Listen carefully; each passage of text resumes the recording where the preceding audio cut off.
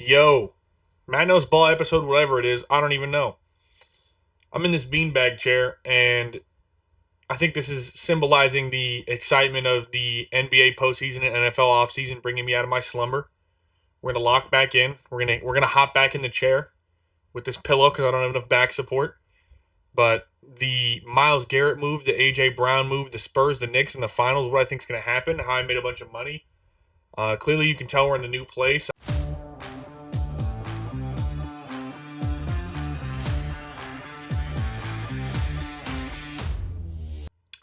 Myles Garrett is on the fucking Rams.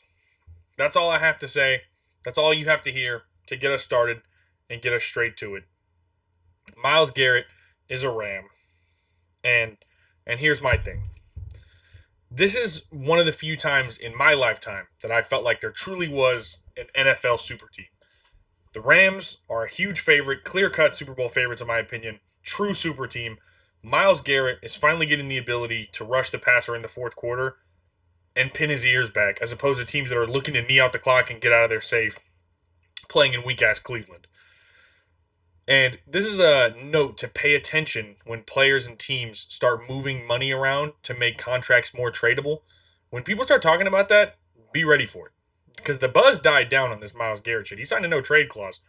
I bet you the second they came to him with this, he threw that fucking no trade clause out of the window. No hesitation. Not a doubt in my mind. You got to move from Cleveland. No disrespect to the people of Cleveland. I've never been to Cleveland. But you get to move from Cleveland, Ohio to LA and compete for a Super Bowl. And here's the thing. So I have this conversation a lot with my friends in my life about how you value winning compared to, statistical dominance and how impressive you are on and off the field. But it's hard as a defensive player, or really as any player, to have like a signature moment if you're playing for a team like the Browns, or if you're playing for a team like the Jets, or if you're playing for a team like my Raiders. Because if you think about it, Myles Garrett is unbelievable. But the most impressive thing that you think of when you think about Myles Garrett was probably him beating the shit out of Mason Rudolph, who, with how nice Myles Garrett seems to be off the field, must have called him a racial slur. I'm not accusing anybody of anything, but there's no way that he didn't say something outrageous to Myles Garrett. That said, that's his signature moment. And it's like, this is a chance for him to get his Aaron Donald in the fourth quarter of the Super Bowl. His Cooper DeJean pick six in the Super Bowl last time around. Drake May throwing hot honey chicken sandwiches to the defense in the last Super Bowl. This is his opportunity to have a signature moment. Like, Max Crosby is an all-time, okay, not all-time great, but he's an amazing, unbelievable, top whatever in the league pass rusher. He has no signature moments besides maybe that one time he pissed off Patrick Mahomes and then we lost, which is crazy because he just hasn't had the opportunity to do this in the biggest of moments and in the most in the most memorable times of our life, which is the NFL postseason, right? Sauce Gardner has no moment where you're like, well, that, and Quinnen Williams, like, those guys are great, but now they have a chance, you know what I mean, to actually play for moments. And I love seeing Myles Garrett go there. I also love that they got Trent McDuffie. They shored up that secondary. I'm thinking about betting on the Rams at like plus 450-ish. I was debating this morning betting $750 to win about 4,000 on the Rams winning the Super Bowl. Shout out to Gambling Sportsbooks if you want to sponsor me. I will take that sponsorship. I have zero shame. I love sports gambling. I make money on sports gambling all the time. Speaking of Spurs versus Knicks NBA Finals, made a bunch of money on that. Shout out to that. I bet the Spurs and the Knicks to be the two teams facing each other in the finals around the end of the second round. Bet on the Spurs to win the Western Conference. Did great. Made about $1,800 on that. That was fantastic. Back to what I'm saying about this trade. This is a win-win to me. I think Cleveland is doing a great job. That's what bad teams should do. You trade your great player. If you're a shit team and there's no path forward for you, and you have been a shit team for years and your star player is no longer happy, unfortunately, the best thing normally is to trade your star player, get some young talent and some draft capital back. And getting Jared Verse, who I think is going to probably end his career as one of the better edge rushers in the NFL. Like, I think throughout his career, he's going to be one of the best in the NFL. Getting him and getting a first-round pick, Jared Verse probably was worth 2 first-round picks on the market himself, right? Like, maybe even more.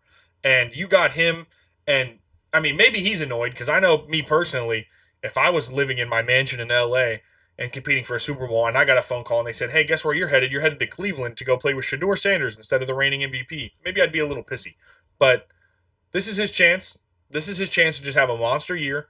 And honestly, the Browns are doing. This is the craziest thing. The Browns are doing it the right way. I love to see this from the Browns. They have a ton of young talent between Carson. I'm not going to try and pronounce his last name. Carson.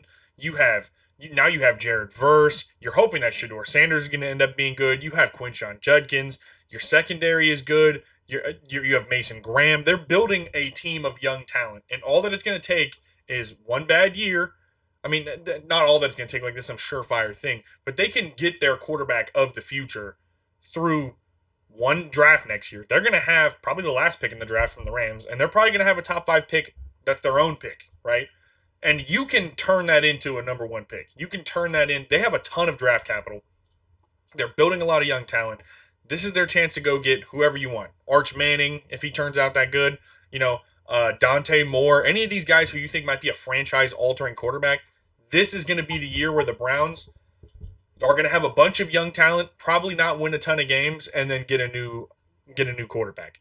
And honestly, this is the way to do it in the NFL. Then they could be the Spurs. And in a couple years, the Browns could be back. And you could be an elite quarterback away from this team being like a serious, like solid playoff team. Because that defense is terrifying. The Cleveland culture is no joke. And Jared Verse is awesome. Jared Verse is an awesome young player. Total win-win trade. I love that move. I think that's the perfect move for both of those teams. I can't believe it. I'm excited. I'm so juiced to watch the Rams play. I love Matthew Stafford. I love Sean McVay.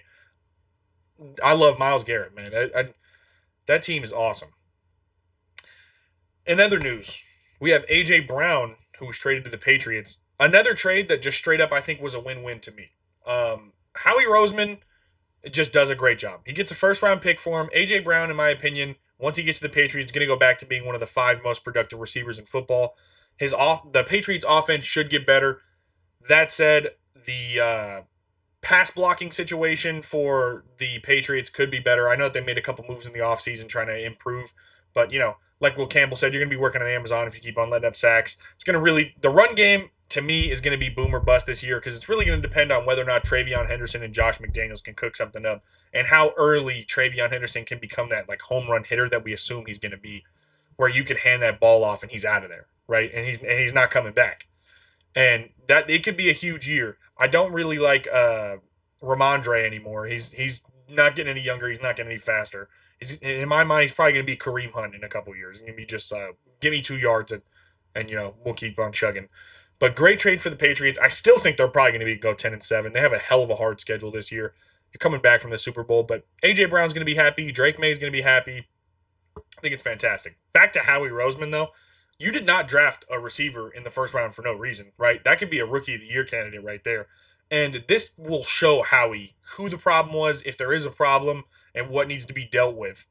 Because if Jalen Hurts can no longer operate, like, you still have good talent and a good team around him. So this is kind of in a weird way for a quarterback who's won a Super Bowl, this is kind of a prove-it year for Jalen Hurts. And they have an awesome defense.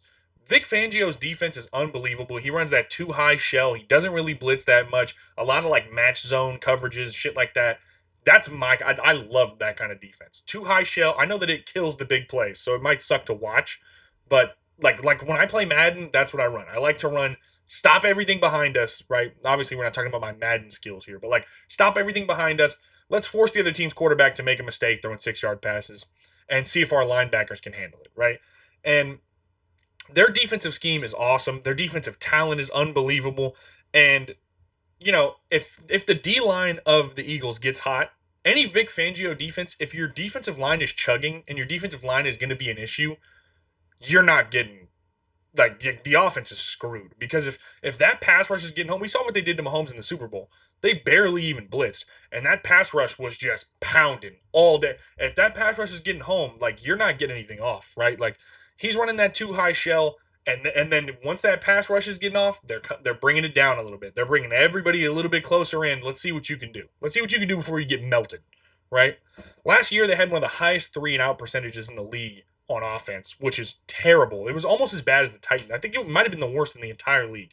But this is their chance to turn it around. Saquon had a down year. He ran for like unlimited yards the year before. So I guess you give the guy a down year. He earned it, right? He won you a Super Bowl, so I think he earned it. But in a weird way, this is somewhat of a prove it year for Jalen Hurts. Because with Howie, I could see if Jalen can't make these throws over the middle that their new OC is going to want, I could see Howie moving off of him, even if he has a good year, right? Win-win trade for me. I love when the NFL offseason gets exciting because I'm so excited for football to come back. That's my shit now. I've become more of a football guy than I ever was a basketball guy. But speaking of basketball, my favorite sport growing up, my favorite sport to go play, that's for sure. Wemby and the Spurs have made the NBA Finals. Wemby is on the trajectory to be the greatest player of all time. It's going to be so difficult to explain to my children one day that I thought LeBron was the GOAT for a really long time. We can argue about that in the comments, but I hate to say it, I'm rooting for both of these teams. I love this New York team. Jalen Brunson's hilarious. Cat is, Cat is Cat, but he's fun to watch. I'll tell you that. Even when he's doing stupid fouls and doing a bunch of bullshit, Cat is fun to watch. Game 1 is tomorrow. I think that the Spurs are going to take Game 1. I think Game 1 is going to San Antonio. I think this is going to be one of those rest versus rust factor kind of games where, funny enough, like the Knicks had like 7 extra days off, but playing against Wemby, you're going to need a bunch of 3-point shooting. You've been off for a long time. I think the Spurs are going to take Game 1, but the Knicks could keep it close. I think my official prediction would probably be Spurs in 6, but I think that the Knicks are going to put up a real fight in this series. Like a real fight. I think they have the better coach, and I think that Mitchell Robinson can give Wemby a tough time, and Cat's a good defender. But this really comes down to whether or not the Knicks can properly run their offense against the Spurs. If Wemby is guarding Cat, and Cat for some reason can't hit shots, they're screwed. But if they put Wemby on like Josh Hart or something, I would assume like the first 2 games they probably let it run, and I think that would give the Spurs too much of a lead in the series.